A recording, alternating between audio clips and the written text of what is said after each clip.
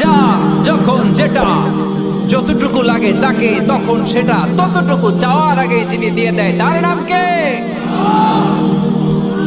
মায়ের পেটের ভেতরে যে আমরা ছিলাম, এখন যত বড় এত বড় হইতেছিলাম না? কতটুকু ছিলেন? হ্যাঁ, একটু কেউ দেখাইতেছে, একটু একটু ছিলাম, আরো ছোট হতে ছিলাম, এতটুকু ছিলাম, এতটুকু আরো ছোট। তোমরা কি ব্যাঙ্গাচি চিনো? ব্যাঙ্গাচি, ব্যাঙ্গের পোনা। বর্ষাকালে পানিতে ব্যাঙ্গের পোনা আছে না?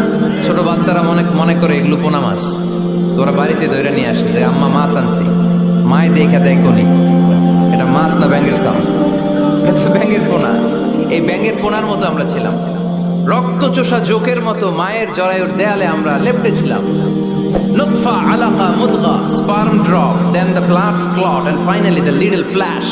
কিচ্ছু ছিল না আমার। আস্তে আস্তে আল্লাহ আমাকে বড় করলেন। আমার রেসপিরেটরি সিস্টেম চালু হলো, আমার ডাইজেস্টিভ সিস্টেম চালু হলো, আমার কান হলো, আমার নাক হলো, আমার হার্টের দুইটা পার্টিশন হলো।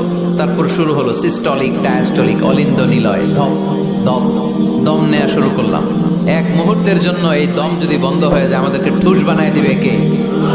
এক মুহূর্তের জন্য যদি এই দম বন্ধ হয়ে যায় আমার কোনো অস্তিত্ব থাকবে না মায়ের পেটের ভেতরে। দুনিয়ার কোনো কবিরাজের কবিরাজি কাজে লাগে নাই, কোনো ডাক্তারের ডাক্তারি কাজে লাগে নাই। এই 9 মাস, এই 10 মাস মায়ের পেটের ভেতরে আমাকে খাবার দিল কে? অক্সিজেনের ব্যবস্থা করে দিল কে? আমার এই নারের সাথে আমার মায়ের জরায়ের একটা কানেকশন ছিল, ওই লাইন দিয়ে আল্লাহ আমারে খাবার দিত। মায়ের পেটে থাকা অবস্থায় আমার যে এরকম খাবার লাগবে, অক্সিজেন লাগবে, এই খাবার আর অক্সিজেন পাওয়ার জন্য তো আমরা অ্যাপ্লিকেশন করছিলাম আল্লাহর কাছে, তাই না? করেন নাই? আপনারাও করেন নাই? আচ্ছা, তার মানে চাওয়ার আগেই দিয়ে দিছে, ঠিক না? এরপর দুনিয়াতে আসার সাথে সাথে দুনিয়ার মানুষেরা ওই নারের কানেকশনটাকে কেটে দেয় নাকি রেখে দেয়? কেটে দেয়। একটা মাত্র খাবারের লাইন, ওই খাবারের লাইন দিয়ে আল্লাহ আমারে খাবার দিলেন, অক্সিজেন দিলেন, পানি দিলেন। দুনিয়ায় আসার সাথে সাথে দুনিয়ার মানুষেরা কেটে দেয়। কেটে দেওয়া মাত্রই নবজাতক সন্তান ওয়া ওয়া করে কান্না শুরু করে দেয়, ঠিক কিনা?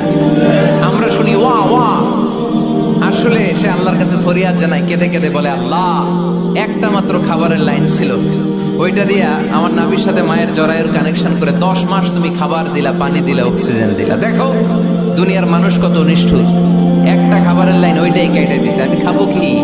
আল্লাহ বলে নো টেনশন, যে আল্লাহ মায়ের পেটের ভেতরে গোপনতম প্রকোষ্ঠে তোরে খাবারের ব্যবস্থা করেছি, ওই আল্লাহ এখনো আছে না নাই? খাবারের লাইন ছিল একটা, ওইটা কেটে দিয়েছে।